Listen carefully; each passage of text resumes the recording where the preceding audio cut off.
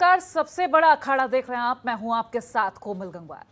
बांग्लादेश एक ऐसा देश जिसको भारत ने जुल्म से आजादी दिलाई, जिस देश को भारत ने पाकिस्तान के कब्जे से मुक्ति दिलाई, उसे स्वतंत्र देश का दर्जा दिलाया, उसकी आजादी के लिए विश्व भर से बैर ले लिया। शेख मुजीबुर रहमान का बांग्लादेश आज उनके आदर्शों का माखौल उड़ा रहा है। उनके धर्मनिरपेक्षता के नारे को धता बताकर आज वो पाकिस्तान और अफगानिस्तान की राह पर आ चला है। बांग्लादेश में दुर्गा पूजा के दौरान जो नजारा देखने को मिला वो इसकी जीती जागती गवाही देता है। कैसे वहां हिंदुओं पर दुर्गा पूजा के दौरान हमले किए गए, उनके पूजा स्थलों को तोड़ा गया, घरों में आग तक लगा दी गई और न जाने कैसे कैसे उनके साथ व्यवहार किया गया। आलम यह है कि बांग्लादेश में हिंदू खतरे में है, वो सुरक्षित जगह ढूंढ रहे हैं। बांग्लादेश में 13 अक्टूबर से हिंदुओं पर हमले शुरू हुए हैं। पहले अलग अलग स्थानों पर दुर्गा पंडालों को निशाना बनाया गया था और हिंदुओं पर हमला किया गया था। इसमें 4 हिंदुओं की मौत हो गई थी और वहीं 60 से ज्यादा लोग घायल भी बताए गए।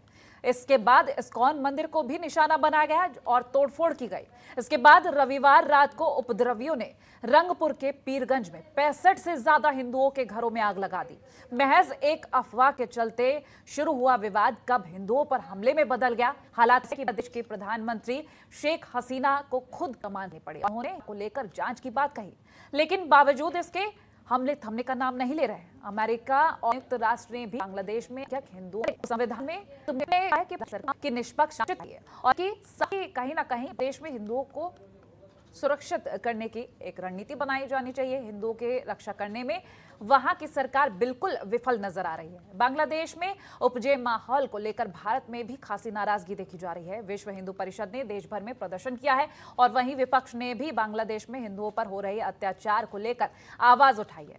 बांग्लादेश के हालात को लेकर कई सवाल उठ रहे हैं कि क्या बांग्लादेश में हिंदू होना जुर्म है? बांग्लादेश में हिंदू खतरे में आखिर क्यों है? बांग्लादेश में हिंदुओं पर कब तक अत्याचार होगा? आज ऐसे ही कुछ सवालों के साथ चर्चा करेंगे, लेकिन उससे पहले सुनिए केंद्रीय राज्य मंत्री नितिन प्रमाणिक ने क्या कुछ कहा है।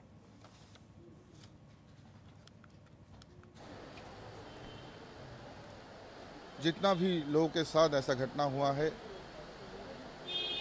हम लोग उनके लिए बहुत ही चिंतित है। इंडियन हाई कमीशन भी बांग्लादेश गवर्नमेंट के साथ इस विषय पर बात करेंगे। तो आखिर हिंदुओं पर क्यों अत्याचार हो रहा है, क्या कारण है और वहां पर जो जनसंख्या थी हिंदुओं की कम होती चली जा रही है? जनतंत्र टीवी के कुछ खास सवाल हैं, बड़े सवाल हैं जिनका जवाब जानना बेहद जरूरी है। तो हिंदुओं पर अत्याचार क्या कर रही शेख हसीना सरकार? बांग्लादेश में हिंदुओं से बैर, क्या हिंदू विरोधी पसरा रहे पैर?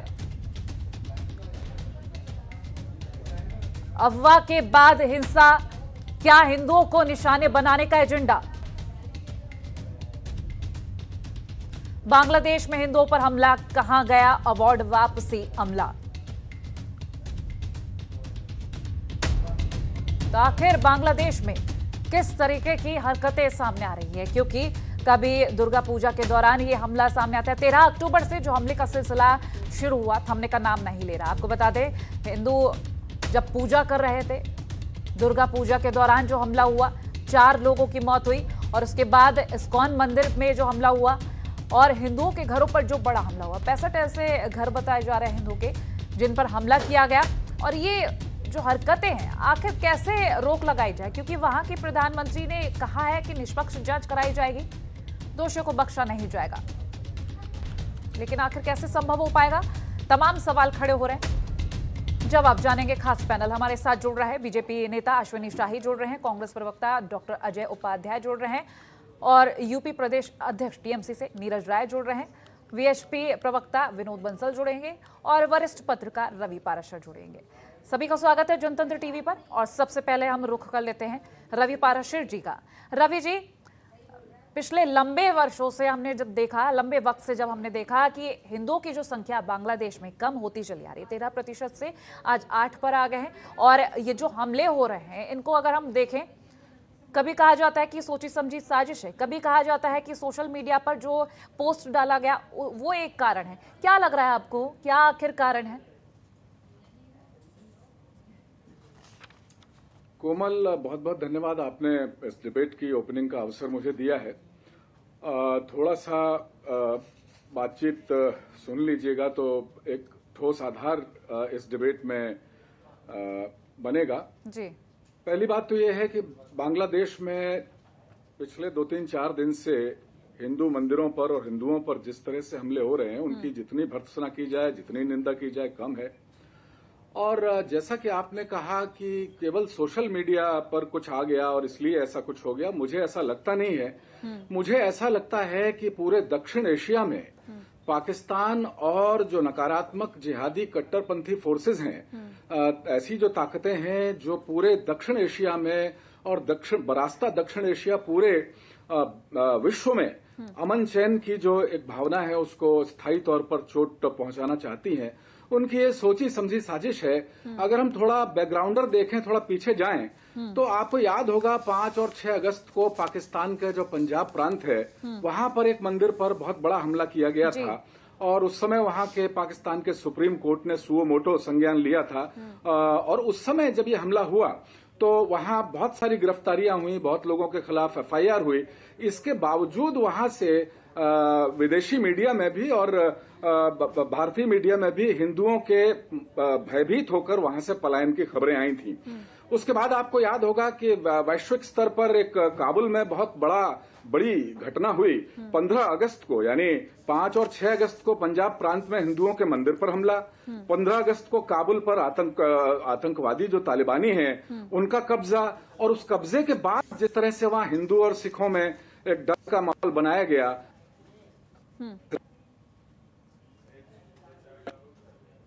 में भी सॉफ्ट टारगेट बनाए जा रहे हैं, हिंदू और सिखों की टारगेट किलिंग की जा रही है।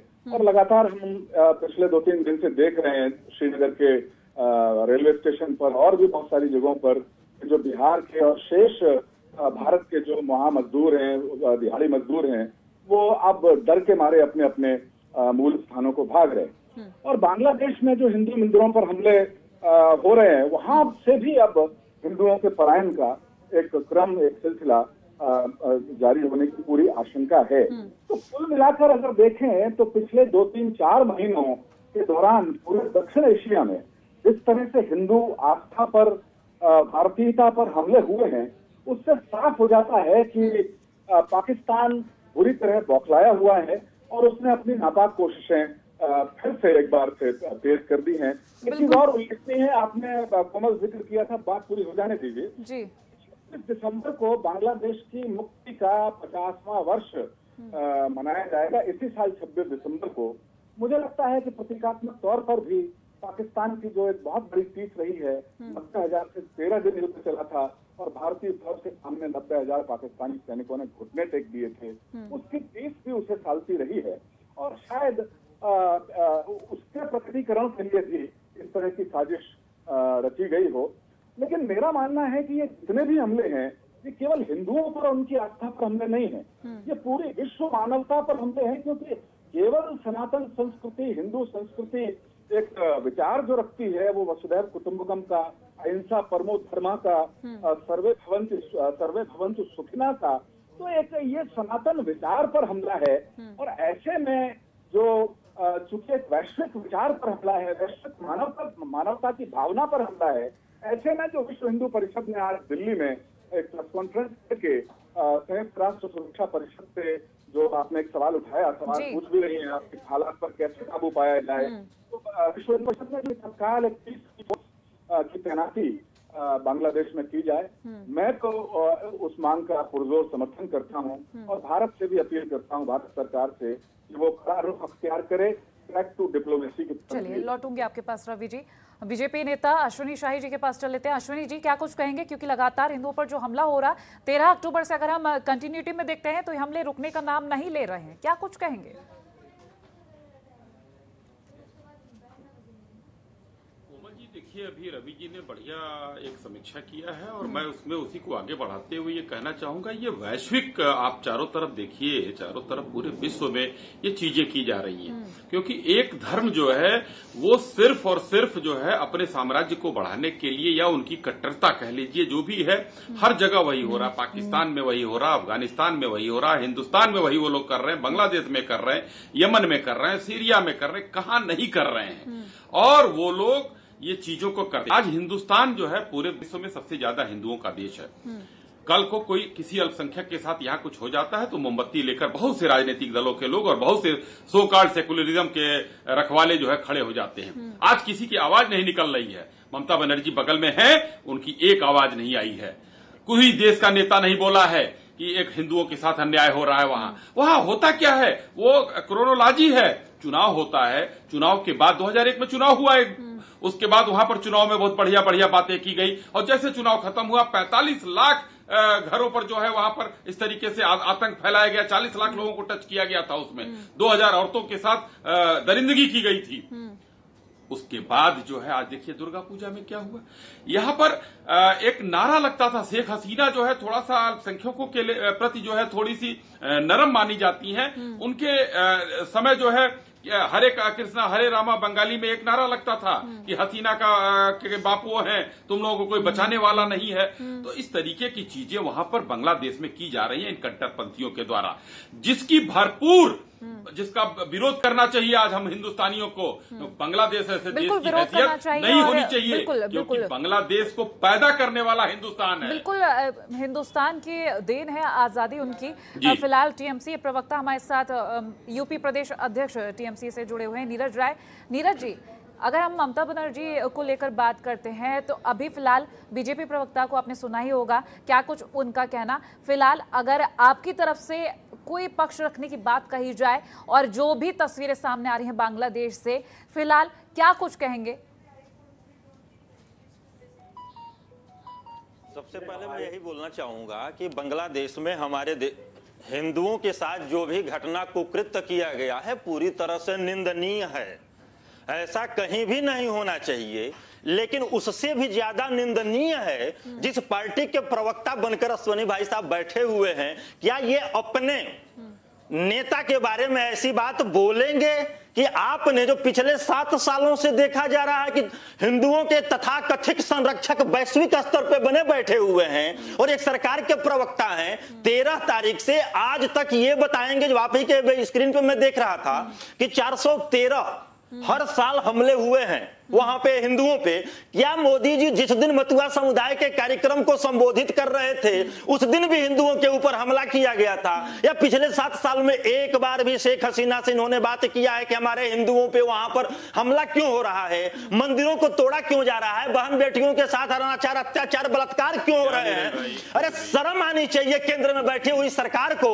भाई साहब सुनिए, पहले भाई साहब सुनिए, आपने बोला मैं सुना ना, आप बोला सुना, अब सुनिए। आपने कहा कि ममता बनर्जी की जिम्मेदारी नहीं बनती है, बिल्कुल बनती है। आपने साबित कर दिया कि आपके जो नेता हैं मोदी जी, उनसे कहीं ऊपर ममता बनर्जी जी हैं। और जानकारी यह जुटाइए, ममता जी ने निंदनीय करार दिया है और वहां पर उचित जो वहां पर गलत लोग हैं उनके ऊपर उचित कार्रवाई करने की। यदि किसी देश में हमारे देश के नागरिकों के ऊपर बर्बरता हो रही हो तो हर एक दल की जिम्मेदारी बनती है कि उसका विरोध जताया जाए और उनके न्याय की मांग की जाए। जी बिल्कुल बिल्कुल कोमल जी, कोमल बिल्कुल। मैंने यहाँ पर बैठते ही पार्टी के एक प्रतिनिधि के तौर पे मैंने बोला निंदनीय घटना है, लेकिन अश्वनी भाई ने इस चीज को स्वीकार किया क्या या करेंगे कि इतने 7 सालों में 70 की बात नहीं, मैं 7 की बात कर रहा हूं। मोदी जी कितनी बार वहां पर बात किए हैं 13 तारीख से आज तक के बीच में। आपने कहा कि चलिए इसका भी हम जवाब ले लेंगे, लेकिन बाकी के हमारे साथ प्रवक्ता जुड़े हैं उनके भी हम बात सुन लेते हैं। वीएचपी प्रवक्ता विनोद बंसल जी के पास चले थे।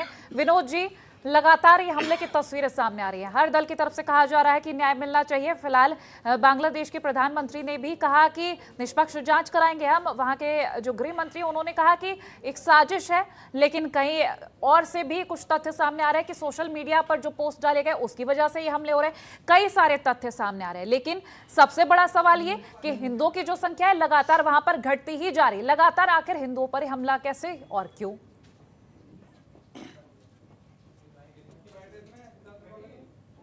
दलों को घुसने का समय नहीं है। इस समय एक पूर्ण विश्व को एक करके इस्लामिक कट्टरवाद का विरोध करना चाहिए। अभी हिंदुओं पर हमला है, कल क्रिश्चियन पर होगा, कोई किसी और पर होगा, लेकिन ये हिंदुओं को काल का ग्रास क्यों बनाया जा रहा है? और आज का नहीं है जी, 1947 से जब से देश आजाद हुआ, देश का बंटवारा हुआ, वो बीभत्स कांड संपूर्ण देश ने देखा। लेकिन आप देखिए, जब देश के 2-3 टुकड़े हुए थे तो उन 3 टुकड़ों में तीनों सेकुलर बने थे, आपको याद होगा। लेकिन भारत ने अपने सेकुलरिज्म को जिंदा रखा और वो दोनों कम्युनल हो गए। जब दोनों जिहादी बन गए तो आखिरकार भारत हिंदू राष्ट्र क्यों नहीं होना चाहिए था? पहली बात तो ये, जो हिंदू राष्ट्र का विरोध करते हैं मैं उनको ये चैलेंज करना चाहता हूं, आखिरकार उसके पीछे जस्टिफिकेशन बता दें। एक दूसरी बात ये, जहां तक बांग्लादेश की बात करते हो, तो बांग्लादेश में भी आप देखिए कि जब 22% पॉपुलेशन थी 1947 में, जो कि 1971 में जब पाकिस्तान से अलग हुआ तब 18% रह गए, और आज हम 7% भी नहीं बचे। आखिर कौन खा गया? कहाँ चले गए वो हिंदू? क्या समुद्र में समा गए क्या वो? नहीं, ये सब चीजें जो है धर्मांतरण का बहुत बड़ा जंजाल वहां फंसा हुआ है। हिंदुओं की मौतें हुई हैं, वहां से पलायन हुए हैं, वहां मजबूर है, सामूहिक नरसंहार हो रहे हैं, सामूहिक हत्याओं के साथ साथ सामूहिक बलात्कार, गैंगरेप के केसेस बढ़ रहे हैं। आप देखिए कि पिछले 8 दिन के अंदर ही आप ही के जैसे चैनलों ने सबने दिखाया कि 150 से ज्यादा माँ दुर्गा के पांडालों को ध्वस्त किया गया, 262 से ज्यादा मूर्तियों को ध्वस्त कर दिया गया। आप देखिए कि पिछले 8 दिन के अंदर आप 10 से ज्यादा 10-12 हिंदू मारे गए। आप देखिए इस्कॉन जैसी संस्था जो को फूड फॉर लाइफ के लिए जानी जाती है, और आप उसमें बांग्लादेश को फ्री में खिलाने वाली संस्था, जिसका इंटरनेशनल नेटवर्क है, जिसका किसी भी पॉलिटिकल पार्टी से किसी विचारधारा से कोई संबंध नहीं है, वो ऐसी संस्था को घर में घुस करके, उसको मंदिर में घुस करके भगवान की मूर्तियों को तोड़ना, उनको भक्तों को मारना, कौन सा तर्क संगत है भाई? मैं एक और बात चाहता हूँ, आखिरकार ये देखिए, इसका एंड तभी है। आज हमारी प्रेस कॉन्फ्रेंस में बड़ा माननीय संयुक्त महामंत्री हमारे विश्व हिंदू परिषद के सुरेंद्र जैन जी ने साफ 3 बातें कही थी। एक तो ये कि हम कल जो है इसको एक्शन पॉइंट के नाते कल बांग्लादेशी दूतावास पर एक प्रचंड प्रदर्शन कर रहे हैं। इसके अलावा संपूर्ण देश के अंदर कल पूरे देश के हर जिला स्तर पर, प्रखंड स्तर पर बजरंग दल विश्व हिंदू परिषद के कार्यकर्ता समस्त हिंदू समाज के साथ में अपने रोष का प्रकटीकरण करेंगे। हमने मांग रखी है कि बांग्लादेश की शेख हसीना अपने हसीन सपनों से बाहर निकले, और वो ये कहने से काम नहीं चलेगा कि भारत अपने यहाँ ये करे और वो करे। आप देखिए, जब भारत के बारे में उसने जो बकवास की थी, उसका ये परिणाम था, इस्लामिक जिहादियों के हौसले पर बुलंद हो गए। मैं मानता हूं कि भारत के साथ उनकी थोड़ी सी ट्यूनिंग है, लेकिन ट्यूनिंग का मतलब ये तो नहीं कि आप नियत हिंदुओं को, अपने अल्पसंख्यकों को मार दें। एक तरफ तो भारत के संविधान में आर्टिकल 29-30 जैसे एक नोबल प्रोविजन कर रखे हैं, जिसमें कि अल्पसंख्यकों को वो विशेषाधिकार हैं जो कि भारत के बहुसंख्यकों को भी नहीं है। और दूसरी तरफ एक जो भारत के अंदर जो है ना, मुस्लिम तुष्टीकरण की एक होड़ मची हुई है, चाहे कोई भी दल हो। लेकिन दूसरी तरफ बांग्लादेश और पाकिस्तान के अंदर जो अल्पसंख्यक हैं उनको मारने की होड़ मची हुई है, कि किस तरह से उनको मारा जाए, घटाया जाए, धर्मांतरित किया जाए, पीड़ित कराया जाए, भगाया जाए। इसी कारण तो सीए बना था। आखिरकार भारत सरकार को सिटीजनशिप अमेंडमेंट एक्ट लाने की आवश्यकता क्या थी, जिसका इन सारे जिहादी फोर्सेस ने विरोध किया, सारे हमारे पॉलिटिकल सिस्टम ने विरोध किया। बड़ा दुर्भाग्य है, ये राजनीतिक चल इधर करना तो बड़ा आसान है, लेकिन मरने वाला हिंदू है, उसके दर्द को भी कोई समझेगा आखिरकार? बिल्कुल, जिस तरह से कहा जा रहा है एक्शन लेने की बात, वो बातों में ना रह जाए, उसको लिया भी जाए, क्योंकि जिस तरह से लगातार हमले बढ़ते जा रहे हैं, हिंदुओं की संख्या कम होती जा रही है, जाहिर सी बात है जो बात कही जाती है उस पर काम भी किया जाना चाहिए। अब प्रधानमंत्री शेख हसीना ने कह तो दिया निष्पक्ष जांच कराई जाएगी, दोषियों को बख्शा नहीं जाएगा, लेकिन बहुत सारी ऐसी चीजें हैं जिनको करना जरूरी है, सिर्फ बातों में नहीं रहकर उसको छोड़ना चाहिए। सिर्फ 4000 लोगों के खिलाफ एफआईआर दर्ज करने मात्र से अपने कर्तव्य की त्रिशुली नहीं हो जाती। माननीय प्रधानमंत्री जी को उनको देखना पड़ेगा कि वो 4000 गिरफ्तार हों, उनको फांसी पर लटकाया जाए, उनके यहाँ तो जो शरीयत का कानून है उसके हिसाब से उनको कोड़े मारे जाएं, ईश निंदा का कानून लगाया जाए। आखिरकार जो पीड़ित पक्षकार हैं, जिनके लाइफ और प्रॉपर्टी का नुकसान हुआ है, उसकी भरपाई की जाए। ठीक है। और जो जिनके घर से लोग मर गए, जिनके धर्मस्थल टूट गए, उनको मुआवजा दिया जाए। बिल्कुल दिया जाए मुआवजा। और इसके आगे भी हम आपसे जानेंगे। विनोद जी बने रहिए हमारे साथ। कांग्रेस प्रवक्ता डॉक्टर अजय उपाध्याय जी भी जुड़े हुए हैं। डॉक्टर अजय जी, ये तमाम सवाल खड़े हो रहे हैं। फिलहाल बांग्लादेश को लेकर जब हम बात करते हैं तो भारत ने बहुत बड़ी मदद की और उसके बाद जो हिंदुओं की संख्या देखी गई वो कम होती हुई नजर आई। और अब 13 अक्टूबर से लगातार हम देख रहे हैं कि हमले रुक ही नहीं रहे हैं। फिर चाहे पंडाल की बात हो, दुर्गा पूजा के दौरान जो हमला हुआ, फिर चाहे हिंदुओं के घरों पर जो हमला हुआ, इस्कॉन मंदिर की बात कर ले, लगातार ये तमाम चीजें सामने आ रही हैं। लेकिन फिर भी अलग अलग दल अलग बातें कर रहे हैं। आपको नहीं लगता एकजुटता से आगे बढ़ना चाहिए? देखिए, बांग्लादेश में जो भी हिंदू भाइयों के ऊपर जो भी बीती है वो वाकई दर्दनाक है और ये अपने आप में किसी भी मानवता के लिए शर्मनाक है। जाति और धर्म के नाम पर जिस तरह से बंटवारे की राजनीति सदैव दक्षिण एशिया में चलती रही है और कट्टरपंथ का जिस तरह से उदय हो रहा है और कट्टरता के कारण इस तरह की घटनाएं हो रही है, देश के और प्रदेश के या विदेश के किसी कोने में, वो सभी जगह निंदनीय है। जब भी कट्टरता फैलती है तो उसका परिणाम यही होता है।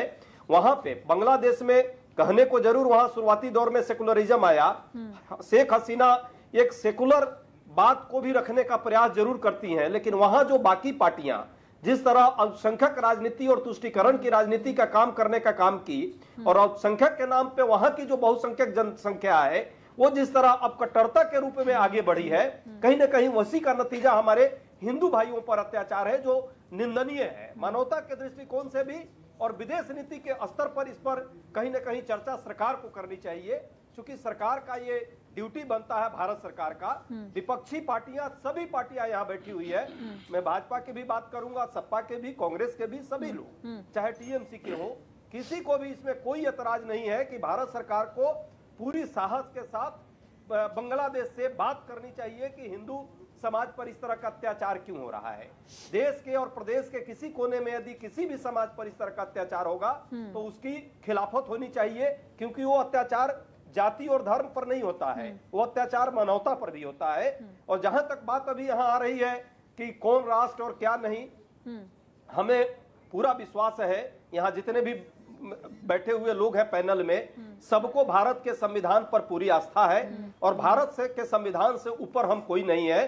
भारत का संविधान ही हम सबको अधिकृत करता है कि यहाँ एक बहुलतावादी समाज है और बहुलतावादी समाज में सबको जीने का उतना ही अधिकार है। हम सियासत के लिए चाहे जो भी बातें कर ले, सियासत से ऊपर देश का संविधान है और राष्ट्र है। राष्ट्र में हिंदू, मुस्लिम, सिख, ईसाई सब है भाई भाई, इसका हम पूरा ख्याल रखते हैं। और वैश्विक स्तर पर कोई भी देश यदि हमारे समाज के किसी भी वर्ग के साथ इस तरह अत्याचार करता है तो उसका हम पुरजोर विरोध करते हैं। सरकार से भी मांग करते हैं, माननीय प्रधानमंत्री जी से, कि कम से कम बांग्लादेश को ये एक मजबूती के साथ ये बात रखी जानी चाहिए। विदेश कम से कम हमारा जो विदेश मंत्रालय है इस पर कठोर उन पर कार्रवाई करने की मांग करे। ठीक है कि हाई कमीशन के लेवल पर जरूर हुआ है, हाई कमिश्नर को ये इत्तला दी गई है, लेकिन सिर्फ उससे बात नहीं चलेगी। 13 अक्टूबर से लेकर अभी तक इतने बड़ी मात्रा में दुर्घटना हुई है, इस पर कहीं ना कहीं हमारे सरकार को पूरी मजबूती के साथ अपनी बात रख करके और ये बताना चाहिए कि यदि ऐसी घटना होगी तो इसकी सिर्फ हम निंदा नहीं करेंगे, इस पर जरूरत पड़ेगी तो हम कठोर कार्रवाई भी करने को तैयार हैं। हमारे द्विपक्षीय जो संबंध है बांग्लादेश से वो भी प्रभावित होंगे और यही वहां के इस्लामिक जो कट्टरपंथ है वो चाहता है। इस्लामिक कट्टरपंथ चाहता है कि भारत और बांग्लादेश के संबंध बिगड़े और शेख हसीना कहीं ना कहीं प्रश्चिह्न में आए, चूंकि वो थोड़ा लिबरल अप्रोच वाली है। पूरा मैं नहीं कहूंगा, भारत जैसा धर्मनिरपेक्ष देश वो नहीं है। और ये भी मैं मानने को तैयार हूं कि भारत की यही खूबसूरती है जो विश्व देख रहा है। भारत में सभी धर्म के लोगों को उतना ही सम्मान है, जबकि साउथ एशिया में अगल बगल के देशों में कट्टरता है, जिसकी बात वरिष्ठ पत्रकार यहाँ उनका भी मैं सुन रहा था, उन्होंने बड़े विश्लेषण किया है बड़े व्यवहारिकता के साथ। भारत की यही खूबसूरती है, हमारी भूमि की यही खूबसूरती है कि हम अल्पसंख्यकों को भी उतना ही सम्मान देते हैं। ये भारत के संविधान के द्वारा प्रदत्त संविधान है। ठीक है, बने रहिए आप सब हमारे साथ। लगातार जो सवाल खड़े हो रहे हैं, हम उन सभी सवालों के जवाब जानने की कोशिश कर रहे हैं। और बांग्लादेश में जो हिंदुओं की संख्या लगातार कम हो रही है, लगातार हमले बढ़ रहे हैं, किस तरह से रोक लगाई जाए, क्योंकि वहां के प्रधानमंत्री ने कहा तो है कि एक्शन लिया जाएगा और दोषियों को नहीं बख्शा जाएगा, लेकिन कब और क्या एक्शन लिया जाएगा ये देखने वाली बात होगी। रवि जी, हर किसी दल को आपने सुन ही लिया और हर प्रवक्ता की बात आपने सुनी। फिलहाल जिस तरह से हम विश्व हिंदू परिषद को लेकर बात कर रहे हैं, देश भर में जो बात कही गई कि अपनी मांग रखी जाएगी और फिलहाल जरूरत भी है कि बांग्लादेश तक अपनी बात पहुंचाई जाए कि जो हिंदुओं की संख्या लगातार कम हो रही है और जो हमले लगातार बढ़ रहे हैं, क्योंकि 13 अक्टूबर से अगर तस्वीरें देखी जाए, ये तस्वीरें आगे बढ़ती ही चली गई, हमले बढ़ते ही चले गए हैं और हिंदुओं की संख्या के बारे में जो हम बात कर रहे हैं वो कम होती चली गई। फिलहाल जो दलों की बातें आपने सुनी उससे कितना सहमत है और क्या कुछ राय देना चाहेंगे?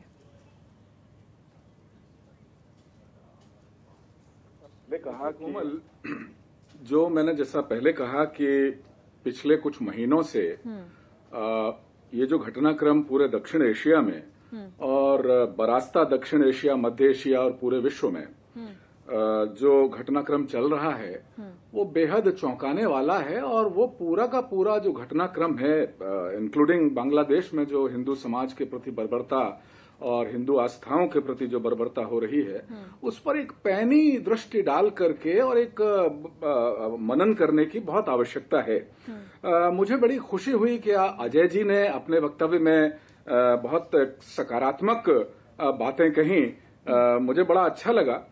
लेकिन मुझे एक बात, केंद्र सरकार तो देखिए अपने स्तर पर ऐसा नहीं है कि चुप बैठती है, चुप बैठी होगी। बांग्लादेश पड़ोसी है और शेख हसीना सरकार कुछ शुभ चिंतक और हितैषी भारत की मानी जाती रही है अभी तक। इससे पहले तो भारत तो ट्रैक टू डिप्लोमेसी और अपने विदेश मंत्रालय के स्तर पर जो प्रयास कर रहा है वो करेगा ही, लेकिन सामाजिक नफरत का माहौल भारत में बनाने का बांग्लादेश की घटनाओं को के आलोक में वो कितना ध्यान खींचता है पॉलिटिकल पार्टियों का, वो इम्पोर्टेंट है। पश्चिम बंगाल में फुरफुरा शरीफ के पीरजादा का बयान आपने सुना होगा। वो जिस तरह से कह रहे हैं कि वहां हिंदुओं ने साजिश रच के एक प्रतिमा के सामने चरणों में कुरान की प्रति रख दी।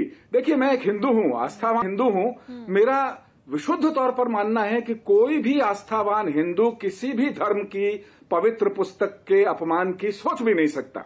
और ऐसे में उनका फुरफुरा शरीफ के जो पीरजादा हैं पश्चिम बंगाल में, उनका पॉलिटिकल एम्बिशंस भी बहुत ज्यादा हैं। अभी हमने विधानसभा चुनाव के दौरान देखी, वो साफ तौर पर ये कह रहे हैं कि ऐसे लोग उनका सर धड़ से अलग कर दिया जाए।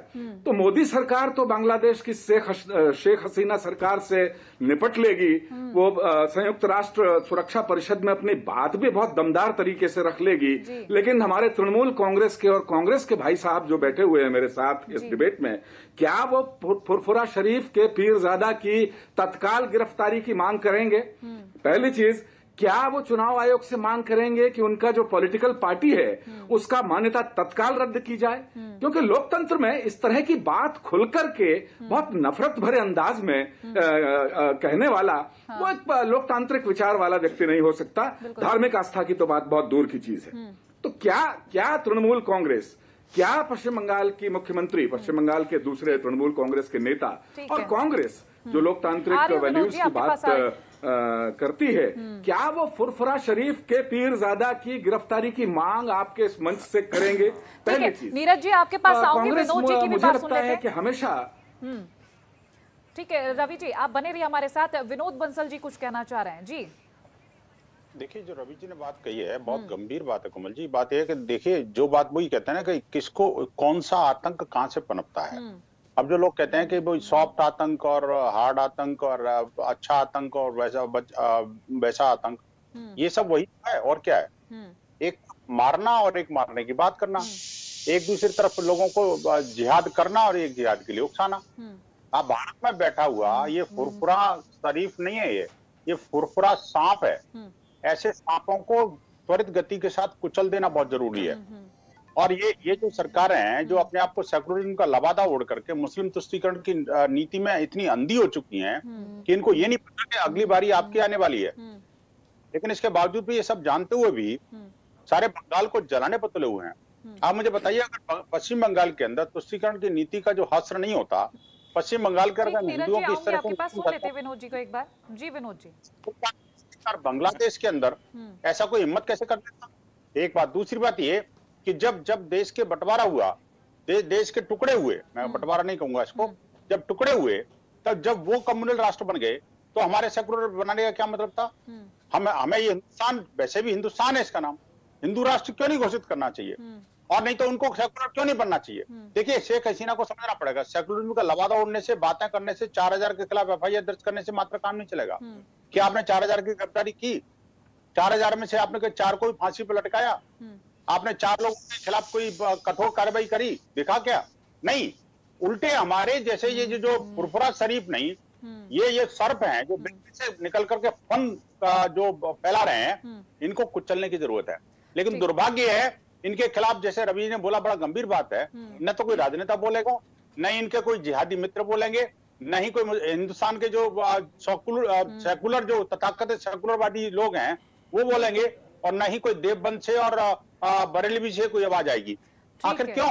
विनोद जी जवाब ले लेते हैं। यूपी प्रदेश अध्यक्ष टीएमसी नीरज राय, बोलिए। कोमल जी, मैं रवि जी का और बंसल जी के दोनों की बातों का जवाब देना चाहता हूं। जी बंसल जी, आप भी आनुषंगिक संगठन है भारतीय जनता पार्टी के। मैं पिछले 7 साल की चर्चा नहीं कर रहा हूं। 2021 में ही लगभग 1678 मंदिरों और वहां पर हिंदुओं के घरों को तोड़े गए हैं। आपकी विश्व हिंदू परिषद या भारतीय जनता पार्टी की जो सरकार चल रही है, जो हमारे माननीय प्रधानमंत्री जी हैं, और आप भाजपा और जितने आनुषंगिक संगठन हैं, जब से आपकी उत्पत्ति हुई है, तथा कथित आप संरक्षक स्वघोषित हैं हिंदुओं के, इस पर आपकी जवाबदेही बनती है। ये बताइए कि राजनीतिक जो दुकान है उस पर हिंदू और मुसलमान तो आपके दुकान के पड़े हुए प्लेटफार्म पे कि जब जब राजनीतिक नैया डूबती है हिंदू मुसलमान पे कर। सुन लीजिए ना भी, अरे भाई साहब सुन लीजिए, आप बोले हैं, मैं बंसल भाई सुना हूं आपकी बात को, पूरी बात तो होने दीजिए। और आइए रवि भाई साहब ने कहा पहला जो आपका था डिबेट का बहुत अच्छा लगा, दूसरे बार में झांसे में आ गए, क्योंकि इनका भी भाजपा की तरह, जब भाजपा विपक्ष में थी तो सत्ता से सवाल पूछती थी, जब भाजपा सत्ता में है तो विपक्ष से सवाल मैं कर रहा हूं। सुनिए, अरे भाई सुनिए तो, अरे सुनिए तो पहले, सुनिए क्या झांसे की बात कर रहा हूं, आप सुनेगी नहीं, बीच में आप भी उछल गई। मैंने कहा कि क्या तृणमूल कांग्रेस एक प्रदेश में सरकार चलाती है और केंद्र की सरकार लगभग 1.5 दर्जन प्रदेशों में भाजपा की सरकार है। हमारे देश के प्रधानमंत्री से यह सवाल होना चाहिए, गृह मंत्री से सवाल होना चाहिए और हमारे विदेश मंत्री से कि भाई आप बताओ कि शेख हसीना से केवल गलबहियां करने आप दौरा पे जाते हो कि हमारे जो हिंदू वहां पर रोज काटे जा रहे हैं, हमारे हजारों घरों वहां पर जलाए गए, मंदिरों को तोड़ा गया, उस पर आप चुप क्यों है भाई? क्या ये सोच रहे हैं कि ममता बनर्जी जी आए और प्रधानमंत्री की हैसियत से बात करें? यह राजनीति मत करिए। देश की जो रणनीति होती है, भारत एक संप्रभुता वाला एक समर्थवान देश है, दक्षिण एशिया की बात होती है। विनोद जी ने कहा है सीएए, एनआरसी आपने क्यों बंद किया? एनआरसी पे आप किसके घर से 1600 करोड़ रुपया लेकर खर्च किए? जी रवि जी को सुन लीजिए एक बार। अभिव्यक्ति की आजादी के तहत देखते हैं, उसको बोलिए तो सही। सवाल तो सीधा। अश्विनी जी आऊंगे आपके पास, रवि जी को सुन लेते हैं। वही चीज हाँ, मैंने वही चीज मैं बोल रहा हूँ। या आप लोगों का प्रोफेशन है कि कहीं से ढूंढ कर उसे हाइक देना, हाईलाइट करना, क्योंकि सांप्रदायिक सौहार्द बिगड़े। अरे जनसंघ की जो कहानी थी, दीनदयाल जी ने कहा, हम विनोद जी को सुन लेते हैं। यदि अपने बारे में कुछ सुना जाए तो उसको सुधारा जाए, बेहतर रास्ता होता है वो। इसके बजाय अगर आप दूसरे पर सवाल खड़े कर रहे हैं, दूसरा भी अपने आप को सुधारे, खुद को भी सुधारे। विनोद जी बोलिए। सवाल खड़ा होगा नहीं, हमारे पे सवाल खड़ा होगा। ठीक है नीरज जी, आपका वक्त आपको दे दिया, विनोद जी को आप बोलने दीजिए। विनोद जी बोलिए। के लिए मैं हूँ विनोद जी। मैं इनकी बात का जवाब देता हूं। देखिए बात यह है कि विश्व हिंदू परिषद ने जब जहां जैसे इस्लामिक जिहादियों के हमले भारत के ऊपर हुए या भारत के बाहर रहने वाले हिंदुओं के ऊपर हुए, विश्व हिंदू परिषद ने उसका कड़ा विरोध किया है, प्रतिवाद किया है, लोकतांत्रिक तरीके से अपना विरोध दर्ज कराया है। आपको पता होगा अभी पिछले 9 अक्टूबर को भी देशव्यापी प्रदर्शन हुआ विश्व हिंदू परिषद बजरंग दल के द्वारा। देश में 3500 स्थानों पर आतंकवाद का पुतला फूंका। हमने राष्ट्रपति के खिलाफ ज्ञापन दिया। क्या इसमें से कोई टीएमसी का बाहर निकला? क्या कोई कांग्रेस का बाहर निकला? नहीं। एक बात। अब रही बात इसकी बांग्लादेश की बात सुन लीजिए। बांग्लादेश के खिलाफ भी हम पहले कई बार कर चुके हैं और इस बार भी कल आप आइए में बांग्लादेशी दूतावास चलाएंगे। कल सुबह 11 बजे बांग्लादेशी दूतावास पर प्रदर्शन है। इसके बाद में पूरे देश भर में आप जहां रहते हैं उसी प्रखंड में प्रदर्शन होगा। उसी प्रखंड में हम डीएम को ज्ञापन देंगे, उसी प्रखंड में हम वहां पर अपना विरोध प्रदर्शन करेंगे। क्या कोई कांग्रेसी आएगा उसके साथ में? क्या हिंदुओं की आवाज सुनने के लिए कोई टीएमसी का कोई गुरुगा पहुंचेगा वहां पर? नहीं। अश्विनी जी, ठीक है, लौटूंगी आपके पास। अश्विनी जी की सुन लेते, बीजेपी नेता अश्विनी शाही जी हमारे स्टूडेंट। नीरज जी, हर व्यक्ति को वक्त देना सीखिए। ठीक है, आपको वक्त दे दिया, आप बोलिए, अब अश्विनी जी को बोल लेने दीजिए। अश्विनी जी बोलिए। जा रहा है और हमको वक्त गजब हाल है। आप भी नीरज जी, आपकी बात सुन ली, आपकी बात सुन ली, आपके पास लौटूंगी। अश्विनी जी को बोल लेने दीजिए ताकि आपके पास दूसरा भी जवाब तैयार हो जाए। सुन लीजिए अश्विनी जी को। अश्विनी जी बोलिए। कोमल जी, देखिए, ममता बनर्जी जी के यहाँ पर नीरज जी प्रवक्ता हैं और ममता बनर्जी जी किस तरीके की तुष्टीकरण की राजनीति करती हैं। बार बार हमारे नीरज भाई ने कहा कि वहां पर सरकार क्यों नहीं कर रही, हमारे प्रधानमंत्री जी क्यों नहीं कर रहे हैं। लेकिन एक इनको मैं बताना चाहूंगा कि भारत सरकार के विरोध के नाते ही वो इस्लामिक देश, उसके सूचना सलाहकार से लेकर मंत्री तक उनके सुर बदल गए हैं और वो अपने आप को सेक्युलर कहना शुरू कर दिए हैं। वहां पर उन लोगों ने एक बिल पास करने की तैयारी कर ली है। उसके बाद मैं विदेश मंत्रालय के प्रवक्ता बागची जी की बात बताना चाहता हूं। वहां पर जो सुर बदले हैं, अभी फिर उन्होंने मुकदमा दर्ज करने की और जांच करने की जो बात हो रही है, भारत सरकार ने कड़ा विरोध जताया है। बागची जी जो विदेश मंत्रालय के प्रवक्ता है, उनका बयान भी आया है, इसको नीरज भाई देख लीजिएगा। भारत सरकार चुप नहीं बैठती है, भारत सरकार वैश्विक स्तर पर मजबूत काम करती है। चारों तरफ जो है माननीय प्रधानमंत्री नरेंद्र मोदी जी इतने मजबूत हैं विश्व में कि कहीं भी अपनी बात को उठा सकते हैं। चलिए अजय जी, ठीक है ना, कहीं भी है नीरज जी, आपके पास अजय जी की बात सुन लेते हैं। अजय जी क्या बोल रहे थे, बोले। आपके तरह सुन लीजिए, फुरफुरा शरीफ के एक जो फुलझड़ी है, सुन लीजिए, अरे सुन लीजिए। नहीं नीरज भाई, हमने नहीं बोला बीच में। नीरज भाई, मैंने नहीं बोला बीच में। नीरज भाई, नीरज भाई, ममता बनर्जी जी फुरफुरा शरीफ के उस फुलझड़ी को कुछ कह नहीं सकती है हिम्मत, है हैसियत तो ममता जी से एक बार डॉक्टर अजय उपाध्याय जी को भी सुन लेते हैं। शरीफ के आगे नतमस्तक होती है, ठीक है, ममता जी की हिम्मत। डॉक्टर अजय उपाध्याय जी को भी सुन लेते हैं। अश्विनी जी, ममता बनर्जी जी नहीं बोल सकती है भाई, चलाने का कारोबार करने वाले। ठीक है, बोलिए अजय जी, आप बोले। अरे भैया, अब हिंदुओं अरे फुरफुरा शरीफ के फुलझड़ी को वो नहीं कुछ कह सकती है, क्योंकि वहाँ नतमस्तक होना होता है उनको। तमिलनाडु में एक मंदिर पर आक्रमण किया गया। अन्य लोग भी जुड़े हमारे साथ, दूसरे प्रवक्ता भी हैं, उनको भी बोलने दीजिए।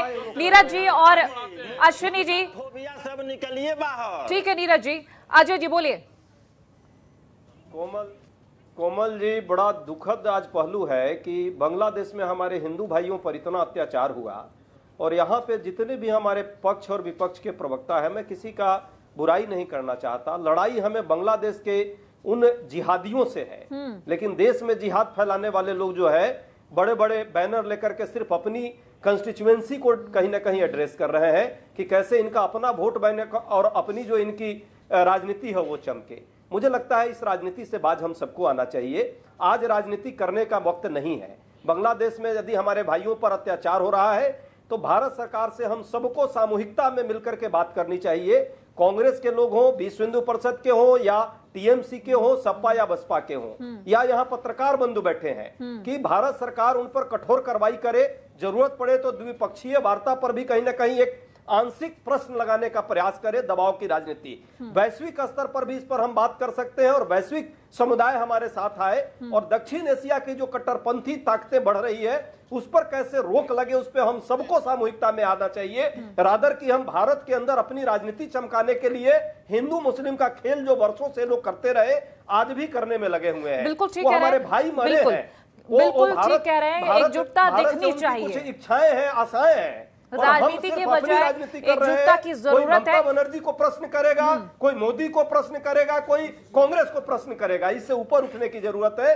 कहीं ना कहीं ईमानदार आप हैं तो, नहीं तो आपको राजनीति सिर्फ करनी है और अपनी सियासत चमकानी है तो आप ठीक है, आप वही कर रहे हैं और देश के लोग, आपके दर्शक भी देख रहे हैं कि कौन कितना ईमानदार है। हिंदुओं के प्रति ईमानदारी है या अपने राजनीति के प्रति ईमानदारी है। मुझे लगता है अपनी राजनीति को तिलांजलि देनी चाहिए इन मुद्दों पर। और मानवता धर्म हमारा कहता है कि देश के लिए और उन हिंदू भाइयों के लिए हमें आगे आना है। और मानवता के नाते सिर्फ हिंदू मुस्लिम करने की बात नहीं है। दक्षिण एशिया के किसी भी देश में कश्मीर में हमारे बिहार के इतने भाई मारे गए, उत्तर प्रदेश के असंगठित मजदूर मारे जा रहे हैं, क्या उस पर कोई चर्चा होगी? कब प्रधानमंत्री जी की तरफ से कोई आवाज आएगी? कब तक के मुखदर्शक सरकार बनी रहेगी? ये प्रश्न भाजपा के अश्विनी जी को भी करना चाहिए, विश्व हिंदू परिषद के साथी को भी करना चाहिए। ये कोई कांग्रेस का मामला नहीं है और ये टीएमसी का मामला और भाजपा का मामला नहीं है। क्यों नहीं? ये देश का मामला है, किसी दल का मामला नहीं, चुनाव नहीं, ये देश का मामला है। नीरज जी बोलिए, कर लेंगे। बोलिए अश्विनी जी, नीरज जी के बाद आप ही के पास आ रही। डॉक्टर साहब, तमिलनाडु में एक मंदिर, देखिए मैं अजय, तमिलनाडु में एक मंदिर तोड़ा गया, से सहमत हूँ। हिंदुस्तान के किसी भी दल ने उसकी जो है मुखालफत नहीं की। सोनी भैया हमको शुरुआत अजय जी ने बहुत शानदार चीज कहा है। नीरज भाई, आपको आत्म परीक्षण करना चाहिए, आत्मनिरीक्षण करना चाहिए एक विरोधी दल के नाते। आप देखिए भारत सरकार क्या कर रही है, कुछ पता नहीं है। फुरफुरा शरीफ के सामने कुछ बोलने की हिम्मत नहीं ममता जी की।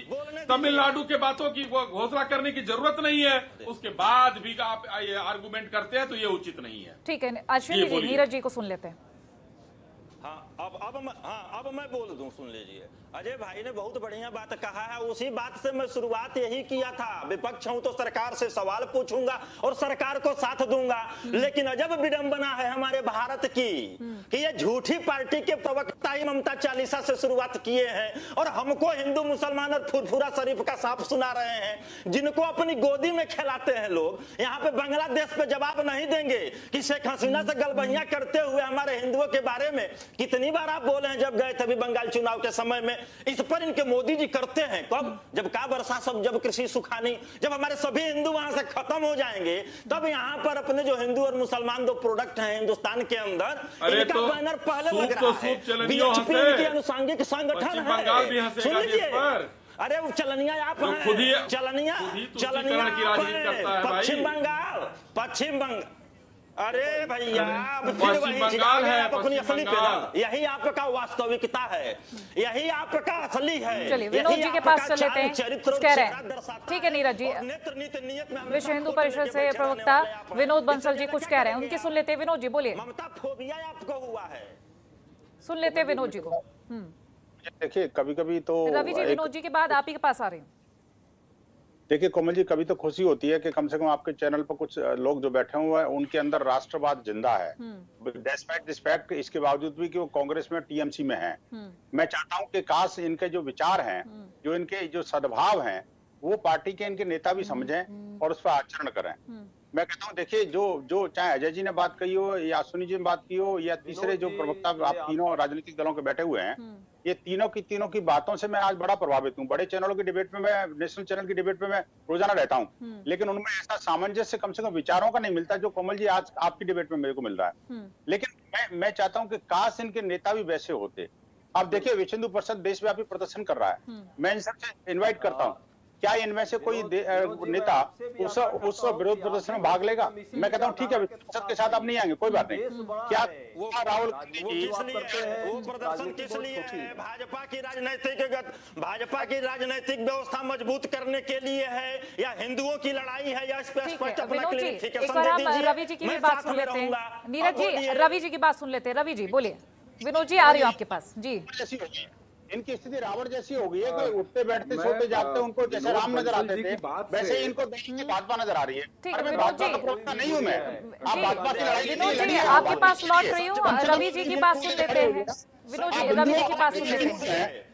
समाज आपको वोट करती है, उसके दल पर उसके बल पर जो आप जीतते हो, आपने मुझे अवसर दिया है। विनोद जी, दूसरे का अवसर मत छीनिए, उनको भी बोलने दीजिए। आपके पास लौटूंगी, आपको भी अवसर मिलेगा। आप बोल चुके हैं, अब उनकी बात सुन लेते हैं। रवि जी बोले। नहीं, कोमल जी, मैं विनोद जी की बात से पूरी तरह सहमत हूँ। बिल्कुल। आपके चैनल की डिबेट, कई डिबेट्स में आया हूँ, बहुत सकारात्मक रहती हैं और ऐसी डिबेट ही होनी चाहिए। और पार्टीगत दलगत राजनीतिक जो सोच है, जो एक नकारात्मकता है उसको ताक पर रख करके जब देश हित की बात हो रही हो, समाज हित की बात हो रही हो, तब हमें सकारात्मक रुख अख्तियार करना चाहिए, सकारात्मक बातें करनी चाहिए और एक दूसरे की जो अच्छी चीजें हैं उनको स्वीकार भी करना चाहिए। जैसे विनोद जी ने भी किया, मैंने भी अपने पिछले वक्तव्य में अजय जी की तारीफ की, बहुत अच्छा उन्होंने बात की। लेकिन जब देखिए, मैं कोई पॉलिटिकल आदमी नहीं हूं, मैं एक पत्रकार हूं और जब मैं एक सवाल उठा रहा हूं कानून व्यवस्था का देश में,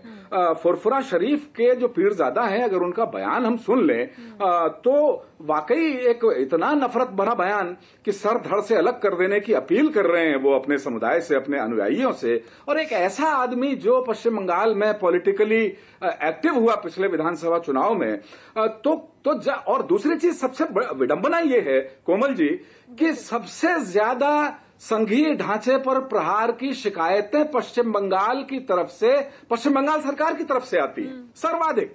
तो ऐसे में क्योंकि कानून व्यवस्था का जिम्मेदारी केंद्र की नहीं है, कानून व्यवस्था की जिम्मेदारी राज्य की है, तो बांग्लादेश का मसला ठीक है, बहुत बड़ा मसला है और भी अंतर्राष्ट्रीय स्तर पर बहुत बड़े मसले हैं, लेकिन बांग्लादेश का एक रहने वाला एक पॉलिटिकल आदमी इस तरह का बयान देता है तो कम से कम उसको उसकी गिरफ्तारी के प्रयास तो किए जाने चाहिए, पहली चीज। और इस पर कोई तू मैं की जरूरत मुझे नहीं लगता है।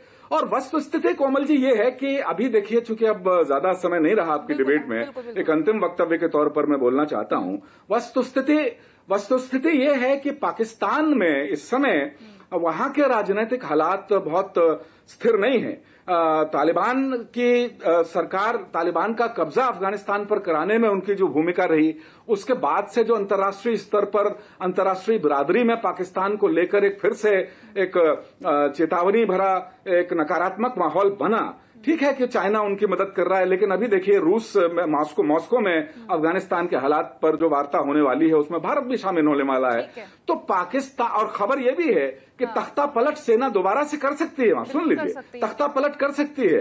जो ISI चीफ काबुल गए थे वो शायद नए जनरल वहां के बन जाएं। तो ऐसे खबरों के बीच, और देखिए साल का ये जो मौसम है, सर्दियां आने को हैं, ऐसे में जो लॉन्च पैड है आतंकवादियों के, जब सर्दियों में बर्फ जम जाती है दर्रों में, तो घुसपैठ की वारदात वो नहीं करवा पाते उतनी। तो मुझे लगता है कि ये दिसंबर से पहले का जो समय है उसमें हमें थोड़ा सा भारतीय सेना को, भारतीय राजनय को और थोड़ा सा सख्त रुख अपनाने की जरूरत है। चलिए फाइनल कमेंट्स ले लेते हैं 10-10 सेकंड में। बीजेपी नेता अश्विनी शाही जी, सबसे पहले आपका फाइनल कमेंट। कोमल जी देखिए, ये निंदनीय घटना पर भारत सरकार ने बहुत मजबूती से जो है इसकी निंदा की है और विदेश मंत्रालय ने कठोर कदम उठाया है और आने वाले दिनों में और हम प्रभावी कदम उठाने की उसमें तैयारी में है और कदम उठाएंगे, क्योंकि ये पूरे विश्व में कहीं भी हिंदुओं पर जो हमला हो रहा है, इस हमले को बर्दाश्त किया जाना नहीं है। आज जैसे इस चैनल पर वाकई सामंजस्य बना थोड़ी बातों को छोड़कर, ऐसे ही देश के हित के बारे में बातों पर, अगर विदेश में कुछ हो रहा है अपने देश के हितों के बारे में सब लोग एक साथ सोचे तो ज्यादा बेहतर है और हिंदुस्तान एक बेहतर तरीके पर आएगा, क्योंकि कुशल नेतृत्व के हाथ में है। आप जो चाहेंगे वो होगा। बिल्कुल। अजय जी आपका final comment 10 second. Ashwini ji CAA लागू करेंगे कड़ाई के साथ। अश्विनी जी एक आखिरी जवाब। अश्विनी जी, रवि जी का सवाल, CAA लागू करेंगे, जवाब। जी रवि जी, प्रोसेस में है। देखिए CAA का विरोध किसने किया था? वो आ गया, मैं आपके पास आ रही हूँ, बस ये जवाब ले लेते हैं। कड़ाई से लागू होगा हिंदुस्तान में, आप तैयारी में रहिए। चलिए अजय जी आपका फाइनल कमेंट। देखिए, मानवता का दुश्मन है, कहीं भी कोई भी कट्टरता फैलती है तो, और बांग्लादेश की बात हो या पाकिस्तान की या दक्षिण एशिया में बढ़ता हुआ कट्टरवाद, जिसमें भारत भी एक हद तक इसका जिम्मेवार है। बहुलतावादी संस्कृति हमारी रही है जो हमारा राष्ट्र है। मुझे लगता है कि सबको इस बात को समझने की जरूरत है। बांग्लादेश और पाकिस्तान में जो हो रहा है, कम से कम उसको हम जिस तरह निंदा कर रहे हैं, हमारा ये वैकल्पिक एक सोच होना चाहिए कि भारत कट्टरता से दूर रहे और हम सबको मिलकर के राष्ट्र के प्रति समर्पण हमारा ज्यादा है। संकुचित राजनीति से ऊपर उठना चाहिए, कोई भी अपनी राजनीतिक उद्देश्य से संकुचिता में ना है। ठीक है विनोद जी आपका फाइनल कमेंट। बड़ा दुख है कि भारत में बैठे लोग ही भारत को जिम्मेदार ठहरा रहे हैं, नंबर 1। नंबर 2 दैट कि देखिए, चाहे भारत सरकार करे, विश्व समुदाय करे या शेख हसीना खुद अपने मंतव्य का पालन करते हुए, अपने विवेक का उपयोग करते हुए हिंदुओं की सुरक्षा होनी चाहिए, उनको मुआवजा मिलना चाहिए, उनका जो जिहादी कट्टरवादी जो तत्व हैं उनको फांसी पर लटकाया जाना चाहिए शीघ्र, और हिंदुओं की सुरक्षा के लिए पुख्ता बंदोबस्त, आगे इस तरह की घटनाएं न घटें, इसके लिए प्रयास करने चाहिए। इसके लिए संयुक्त राष्ट्र संघ को आवश्यक पीस कीपिंग फोर्स भी भेजनी चाहिए। चलिए, बहुत शुक्रिया आप सभी खास मेहमानों का इस चर्चा का विशेष हिस्सा बनने के लिए। तो बांग्लादेश में हिंदुओं पर जो लगातार हमले हो रहे हैं, 13 अक्टूबर से कंटिन्यूटी टूटी नहीं है, लगातार हिंदुओं पर हमला किया जा रहा है। अब ऐसे में वहां के प्रधानमंत्री किस तरह से निष्पक्ष जांच करवाती है, किस तरह से जो उन्होंने कहा है कि दोषियों को बख्शा नहीं जाएगा, इस पर काम करती है, ये देखने वाली बात होगी। लेकिन भारत सरकार भी लगातार कोशिश कर रही है कि वहां पर जो हिंदुओं का आंकड़ा कम होता जा रहा है उसको कम होने से रोका जाए और आगे कानून इसका सही से पालन हो, वहां के लोगों के हित में काम हो, उस पर भी काम किया जा रहा है। फिलहाल इसी के साथ हमारे इस खास पेशकश में इतना ही। देखते रहिए जनतंत्र टीवी। नमस्कार।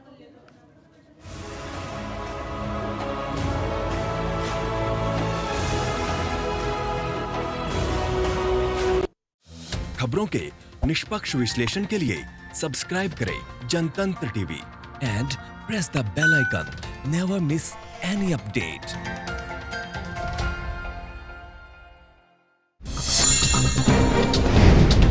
डाउनलोड कीजिए जनतंत्र टीवी ऐप को, जो कि अवेलेबल है गूगल प्ले और ऐप स्टोर पर। अधिक जानकारी के लिए अभी डाउनलोड करें।